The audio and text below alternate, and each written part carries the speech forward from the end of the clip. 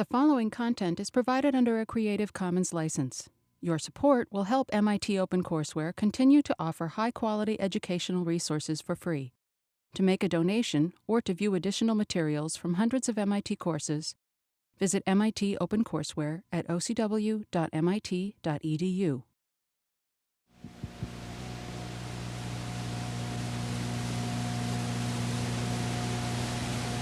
Input will be time, and the output will be what? The square of the input multiplied by 16. Observe that from this, I do not have to have... Hi. Our lesson today concerns functions, and in a certain manner of speaking, this is perhaps where a course in calculus should usually begin. After all, what we will be studying is a relationship between certain variables. This is what we mean by a function in general, or at least in particular with our emphasis on real variables and graphs that we were talking about. And what we would like to do now is to motivate the concept of function from a more general point of view in terms of the language of sets that we have talked about and read about in our supplementary notes. Let's then begin with a basic general definition of what a function is, after which we will specialize and talk about functions of a real variable for the remainder of the lecture. We begin with a definition written this way. A function f from a to b, see, it's written this way, but it means f is a function from a to b, means that f is a rule which assigns to each element in set A an element in set B.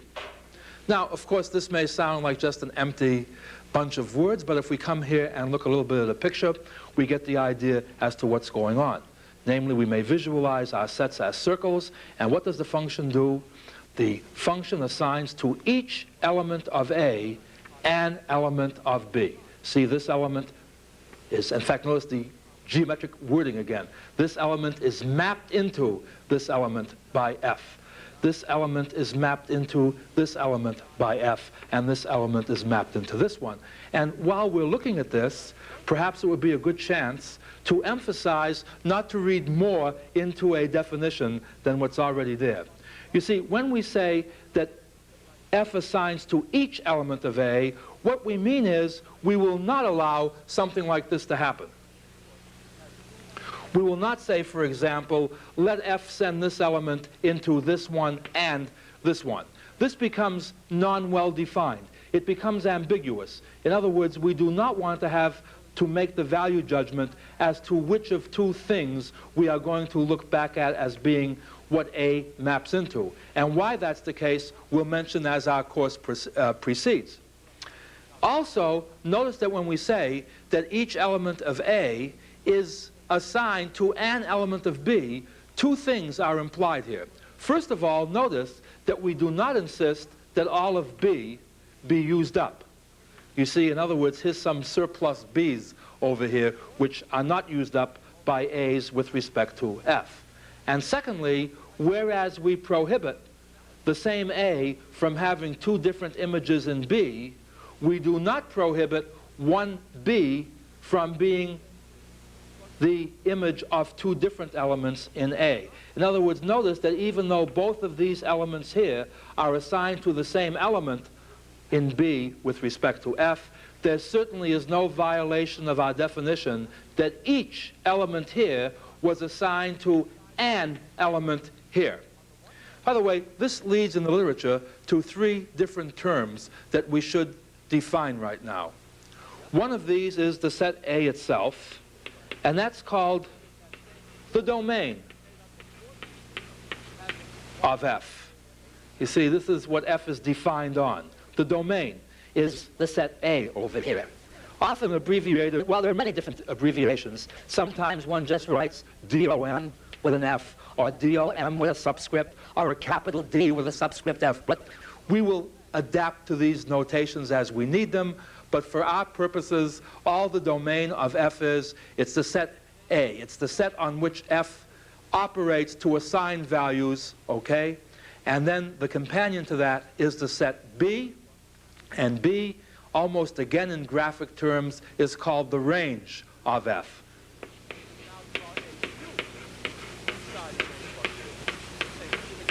And by the way, as you look at the range of f, you may get the feeling that somehow or other this little element over here is kind of out of place. That maybe somehow or other, let me just circle this, let me call this the set C. Somehow or other you get the feeling that C describes much better what F does to A than B, because you see each of the elements in C is used up as being the image of at least one element in A. Somehow or other, you see, we could have deleted this element B without too much loss of continuity. And to get around this, we interject still a third definition. C is called the image of F. You see, image versus range. Image is the part that's actually used up by F with the mapping. And sometimes this is even abbreviated as follows. You use the same F as one uses for the function, and then a capital A in parentheses to indicate what? This is a set of all things of the form F of X, where X is in A. In other words, again, the standard notation, if we want to look at it this way, if we call this element here A, and this element here B, to indicate that A was mapped into B by the function f, or the rule f, we often write that as f of A equals B. Now, in many places, including our text, there is no distinction made between the image and the range. And the reason for this is that in many situations, the image and the range turn out to be quite the same thing. In fact, if they do turn out to be the same thing, we call that a rather special type of function. Namely, the function from A to B is said to be onto if its image equals its range. Now again, in terms of words, that doesn't say very much. The image equals the range. What does that mean, image equals the range? Perhaps the best way to see this is by means of an example. The example I have in mind is this, and this happens many, many times in mathematics. One begins with a set. In this case, I picked A to be the set consisting of the numbers 1, 2, and 3. Frequently, one defines a function explicitly on A without any regard to a second set B. For example, in this illustration I've said, let f of A be 4A for each A in set capital A. Well, what are the elements of capital A? They're 1, 2, and 3. So according to this recipe, what do we have? Well, f of 1 is 4. F of 2, see, it's what? 4 times 2 is 8. And f of 3, that's what? 4 times 3 is 12. Let me now invent a new set B. And the elements of B, as you could probably guess, are going to be 4, 8, and 12. And now I look at my function f from A to B. Notice that in this case, the function from A to B uses up all of B. In fact, in terms of a diagram, you see his A has what? 1, 2, and 3. And his B, which is made up of 4, 8, and 12. Now, what does f do? It maps 1 into 4, it maps 2 into 8, and it maps 3 into 12. You see, what's happened here? A is not only mapped into B, but all of B is used up in this. In other words, notice then that the range of B and the image of B, in this particular case, happen to be the same. This will happen in every single case where we start with a set A and define a function on A. Namely, we see what f of x is for each x in A, take the collection of all those images, call that set B. And then you see, by default, so to speak, B will be both the range and the image of f. And it's in this sense that in most textbook examples that we deal with, we need not make any distinction between the range of the function and the image of the function. But roughly speaking then, just to keep things straight, a function is called onto if the entire range is used up in the mapping, but if there are elements of the range which are not used up as images, then the function is simply called into or not onto. But at any rate, this is the concept of what we mean by onto. Now, a second feature that one talks about with functions, which in no way is connected with onto-ness, but which is a very important independent feature is something which is called a one-to-one function. Let's look at that for a moment, too. See, for example, let's suppose I have a function f defined on my set A. The question is, f maps A1 into a particular element of B, and it maps A2 into a particular element of B. Now, there are two possibilities that can happen. One is that f of A1 and f of A2 will be different elements of B. In other words, what will happen is that two distinct elements of A will have distinct images in B. On the other hand, it's possible that the two different elements of A have the same element or the same image in B. Now, by and large, whereas nothing is wrong when this happens, it does cut down our operating speed to some extent when it does. Because you see, frequently, to study a particular function, we may want to look at the image rather than the domain. And somehow or other, you see, if two different elements can map into the same element in the image, then you see, when we look at the image, we have no way of knowing which of these two elements we're talking about. So, in other words, then, if it should turn out that no two different elements in A can have the same image in B, in other words, that, notice what this thing here says. You see, if what? This is the image of A1, this is the image of A2. It says what? If A1 and A2 have the same image, then they must be the same element. Now, if that happens, and again, as I show you over here, it doesn't have to happen. If that happens, the function is called one-to-one. For example, here is a picture I've drawn in which a function is one-to-one. Okay? By the way, I've drawn this picture so that my function f is both one-to-one, meaning what? That no two elements in A have the same image in B. And secondly, it also happened to be onto here, namely, no element of B was left out by f. Now, that wasn't crucial. For example, if I do this, notice now that the function from A to B is still one-to-one. No two different elements in A have the same image in B. But now you see the function is no longer onto because there happen to be elements in B which are not mapped into under f by elements of A. Now, what is nice, of course, is that if a function happens to be both one-to-one and onto, notice that we can induce a new function, which I'll call g, from B to A by essentially reversing the arrowheads here. You see, if the function is both one-to-one and onto, by reversing the arrowheads, instead of getting a function from A to B, I do get a function from B to A. This function is called the inverse function and will play a very important role in much of our course which follows. The important point to notice, however, is that if the function is not both one-to-one and onto, you cannot reverse the arrowheads, believe it or not. Well, you say, I can reverse them, can't I? Why can't I reverse them over here? And the answer is, well, look, if we include these being in here, suppose we reverse the arrowheads now. Look at B. What is the domain of G? Well, for B to be the domain, every element of B has to be assigned to something in A by G. But look at these two elements over here. G doesn't act on those at all. In other words, if the original function is not onto, then when you reverse the arrowheads, you haven't defined the new function on your whole domain here. In another sense, if the function was not one-to-one when you started, in other words, suppose this happened, so that f was not one-to-one.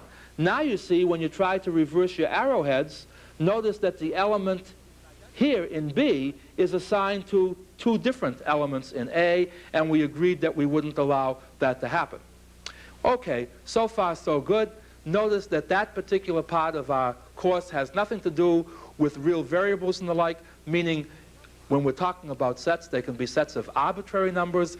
Now what I'd like to do is zero in on our specific calculus of a single variable course. And let's go back to our old friend who somehow or other has made an appearance in every lecture that we've had so far. Let's go back to s equals 16t squared. Only now, we're not going to repeat the same old stuff that we did before with it. We're now going to get slightly more sophisticated. Namely, when we talk about s equals 16t squared, what problem was being done here? You're assuming that there is no air resistance, an object is being held above the ground, you release the object, and the distance s that the object falls in feet after t seconds is given by s equals 16t squared. Now, if we think about that for a while, we realize that that does not tell the whole picture.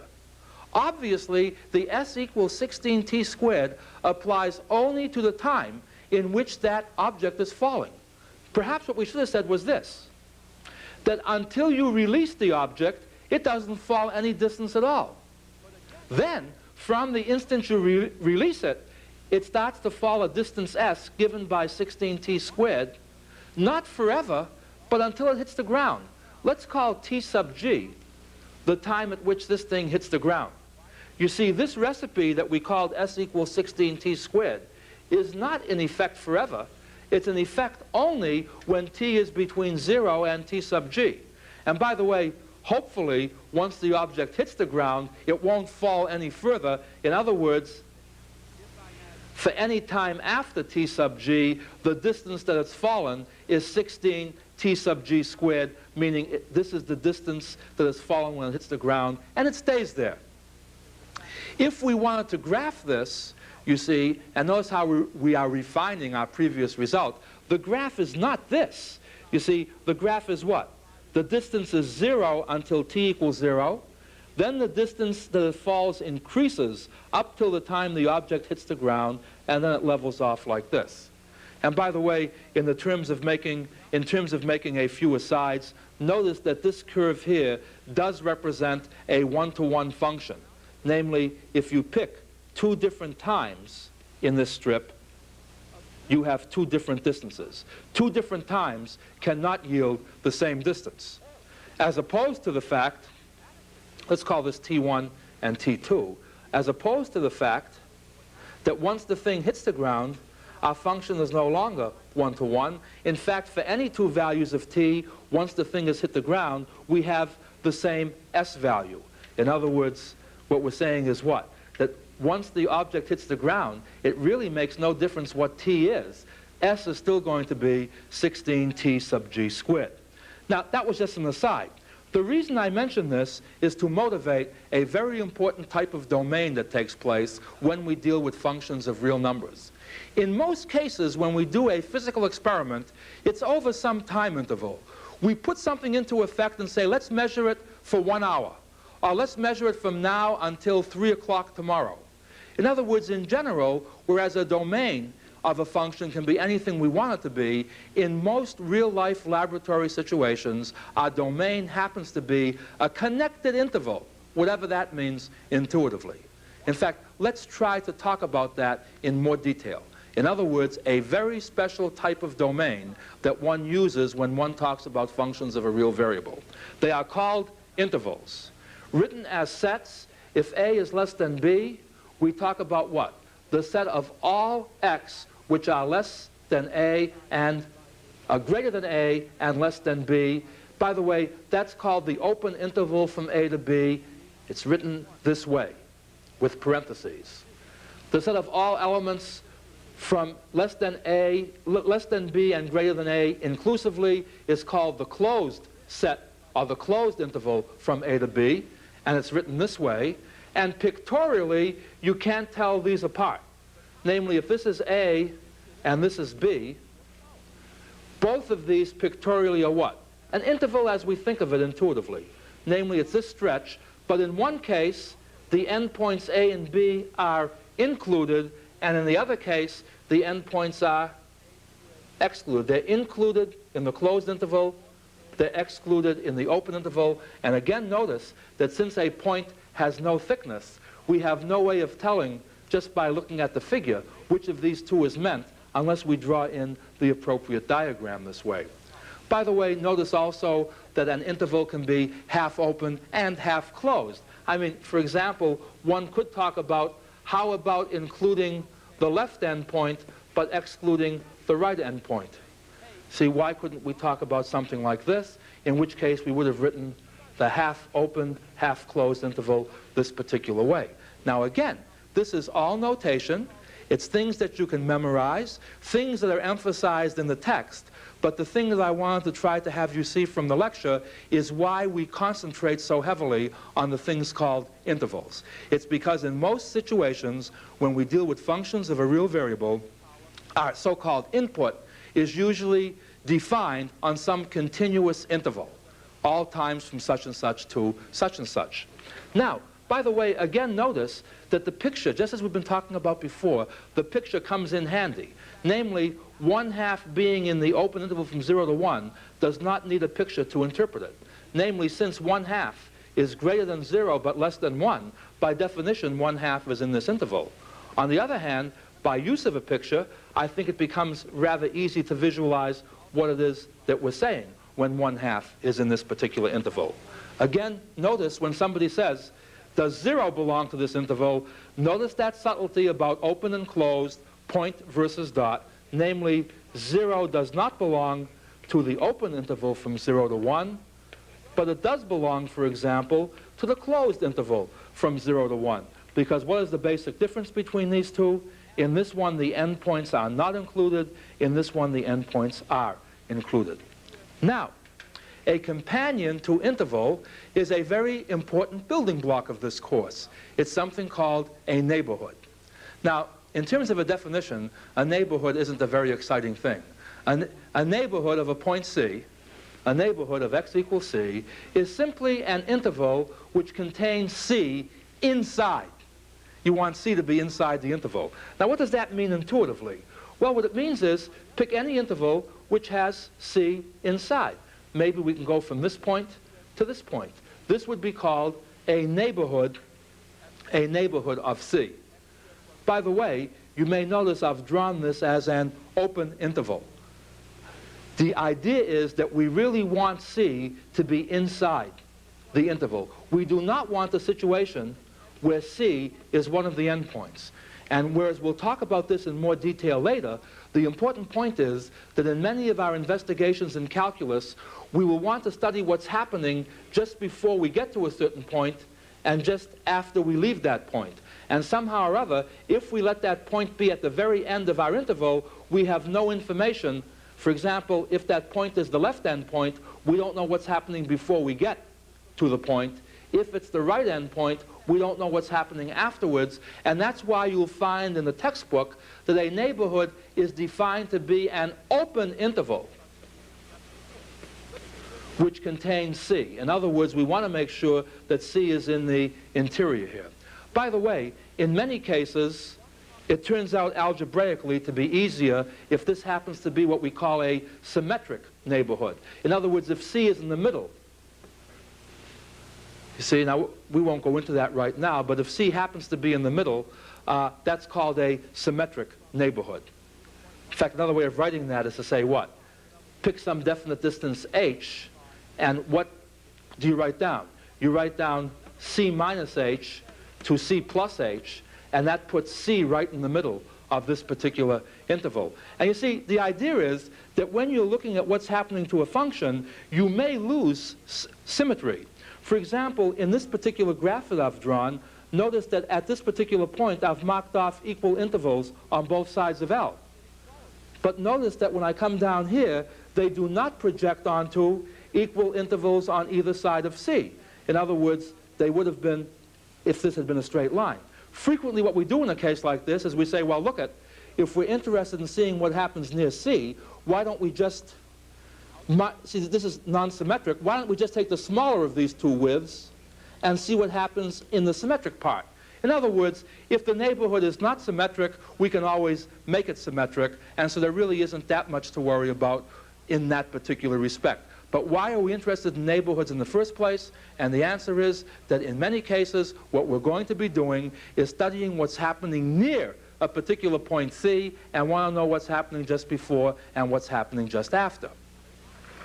The next important concept that's connected with neighborhoods is the idea of a deleted neighborhood. And that, in turn, is very strongly connected with 0 over 0. For example, consider the function f of x, which is x squared minus 9 over x minus 3. If we let x equal 3, if the input is 3, notice that the output becomes 9 minus 9 over 3 minus 3, or 0 over 0. On the other hand, if x is any number whatsoever except x equals 3, no harm is done with this as an input. Consequently, what one is talking about now is the only time you get that 0 over 0 form is when x is 3.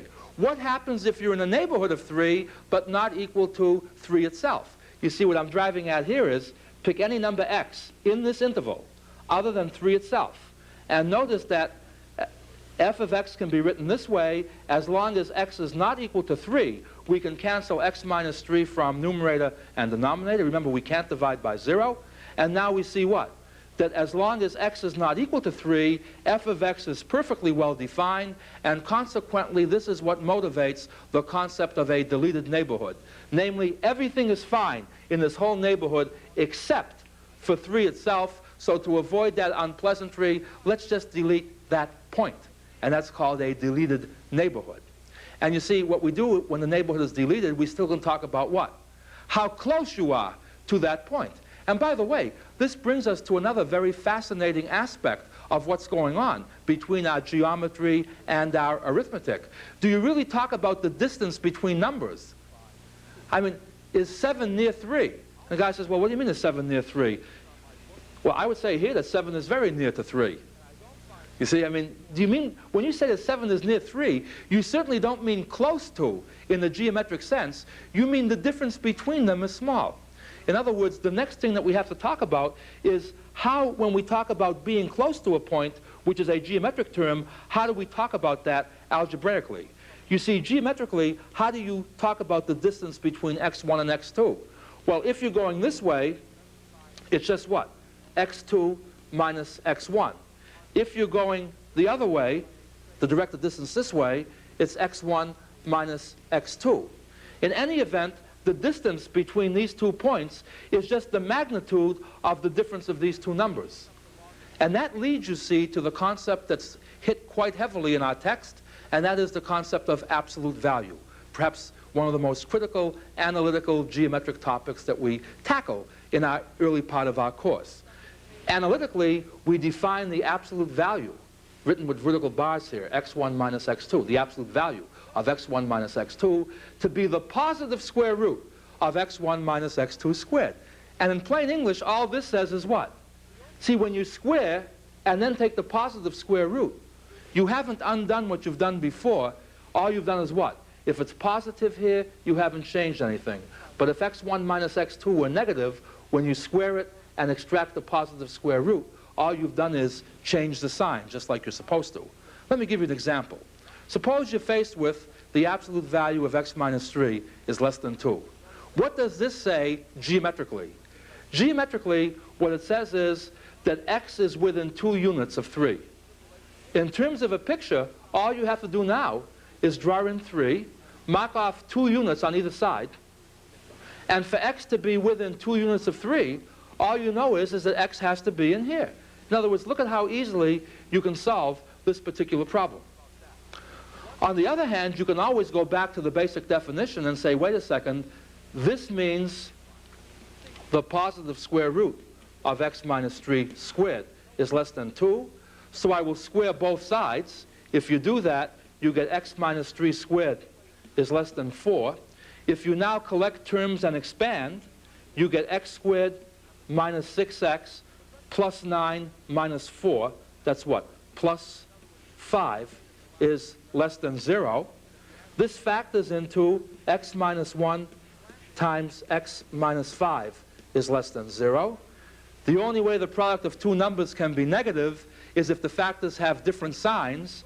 Since this is x minus 5 is less than x minus 1, this must be the smaller of the 2. This must be the larger of the 2. To say that x minus 1 is greater than 0 is the same as saying that x is greater than 1. To say that x minus 5 is less than 0 is the same as saying that x is less than 5.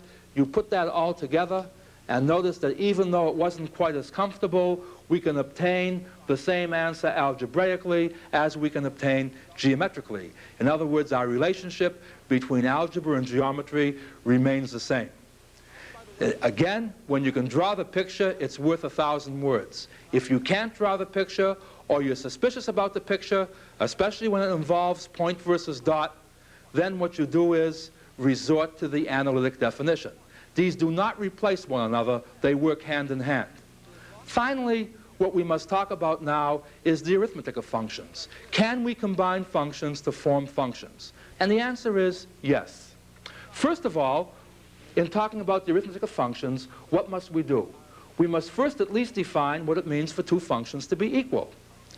Well, for two functions to be equal, all we insist on is that, first of all, they're defined on the same domain, and secondly, that for each input in a domain, each function gives you the same output.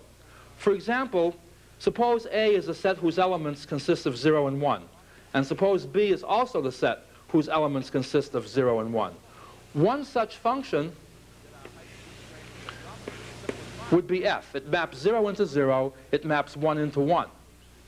Another function, which I'll call g, see, f does what? It maps 0 into 0 and 1 into 1. What does g do? G maps 0 into 1 and 1 into 0. Notice that f and g are different. They both have the same domain. They both have the same image, but notice that element for element, they're not the same. Namely, f and g do different things to 0. F sends 0 into 0, g sends 0 into 1, so I can tell f and g apart. And because I can tell them apart, they're not equal. All right, so equality means I can't tell f from g. Now the next kind of question is, how do you do arithmetic with f and g? Can I add two functions? Can I multiply two functions? Can I subtract two functions? And the answer again turns out to be yes. And not only yes, but yes in a rather simple way. Let's again do this by means of examples. Suppose we define f of x to be 2x for all x in a. Namely, if a is 1, 2, 3, f of 1 will be 2, f of 2 will be 4, f of 3 will be 6. Let's define another function on A. Let's call it g. G of x will be x plus 1 for each x in A. In other words, g of 1 will be 2, g of 2 will be 3, g of 3 will be 4. Now the point is, can I add f of x and g of x? Well, sure. F of x is 2x, g of x is x plus 1. So if I add these, I get h of x is 3x plus 1. In a similar way, could I have multiplied these two? Well, sure, again, f of x is 2x, g of x is x plus 1. If I multiply these together, I get what? 2x times x plus 1, which is the same as 2x squared plus 2x. Now, of course, this probably doesn't look too smooth because there's no pictures here. All we're saying is this. Here's A, and all you're saying is that if you add f and g, what do you get? If A is 1, 3x plus 1 is 4. 2 times 3 plus 1 is 7. 3 times 3 plus 1 is 10. In other words, in this case, our image, if I want to call it B, would look like this. This would be the sum of the two functions f and g. And similarly, for the product, I could do the same kind of a thing. In other words, I can just arithmetically, since both the output of f and the g machines are real numbers, and the sum of two real numbers is a real number, I can add and multiply functions to form functions. But there's one other important way of combining functions in calculus, a way which is very, very important, and one which we may not have seen too much of before. And so let me close our lecture for today with an emphasis on that particular topic. It's called composition of functions. And to see what composition of functions means, think of a particular example where maybe the f machine, f of x is 2x. In other words, think of it this way. We run x through the f machine, the output will be 2x. Now we run the output of the f machine into the g machine. Now what does the g machine do? If x is the input, x plus 1 means 1 more than the input. The g machine always adds on 1 to the input to give you the output. Well, if the input is 2x, the output will be 2x plus 1. Notice that these two together can be thought of as being one function machine, which I'll call the Q machine. In other words, what happens for the Q machine is what? X runs into the F machine, the output of the F machine becomes the input of the G machine, and the output of the G machine is then the output of the Q machine. The Q machine is sort of built with component parts here. And the reason that this is very, very important is that this comes up in calculus all the time, where the first variable is related to the second variable has a definite relationship to the third variable, and we now want to relate the first variable to the third variable. And the way we write that, and I guess this is hard to see, this is not an O over here, it's a little circle, like a dot. And it's called the composition of G and F. It's not Goff, it's G, circle, F. And the Q machine is what? You write it this way, and maybe if you look at the picture, you can see exactly what's happening here.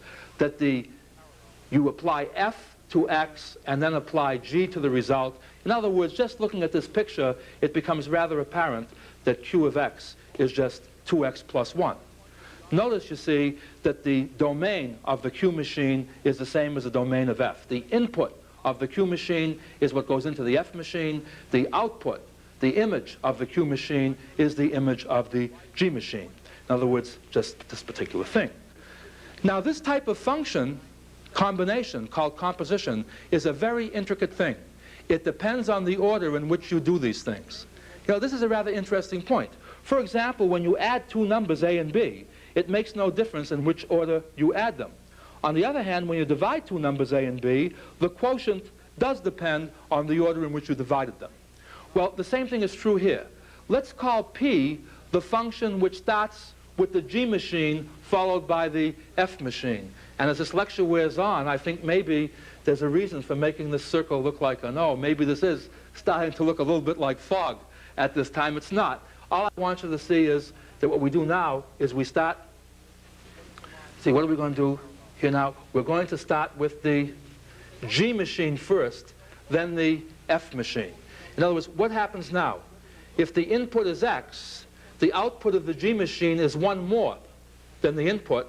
That would make the input X plus 1 to the F machine. What does F do? Remember, F doubles. F doubles the input. So the output here would be what? Twice X plus 1. In other words, what would P of X look like? If X goes into the P machine, what comes out is twice X plus 1, or 2X plus 2. On the other hand, when we put the F in the G machine in the other order and formed Q of X, what was the output? See, let's go back here and look. The output was 2X plus 1. In other words, do you build a different function machine by interchanging the F and the G? And the answer is yes. In other words, what I'd like you to see for concluding this part is that whereas everything was pretty straightforward up until now, the most important new concept, one which was not so intuitive, is the one that's called the composition of functions. It's the one that occurs all the time in related rates problems. We'll be using it over and over again in this course. Okay? And all I want you to see is that, first of all, when you use the composition of functions, what you get depends on the order in which you combine them, and that secondly, and most importantly, that neither of these is the same as this. That combining two functions is not the same as multiplying the outputs of two different functions. Well, I think that's sort of enough of a mouthful for one sitting. Our main aim today was to introduce functions, the language that we're going to be using the rest of the way, because after all, if we don't have the vocabulary established, it will not be second nature to talk about the concepts. Starting next time and beyond, we will deal more with specific calculus contexts. But until next time, goodbye. Funding for the publication of this video was provided by the Gabriella and Paul Rosenbaum Foundation. Help OCW continue to provide free and open access to MIT courses by making a donation at ocw.mit.edu/donate.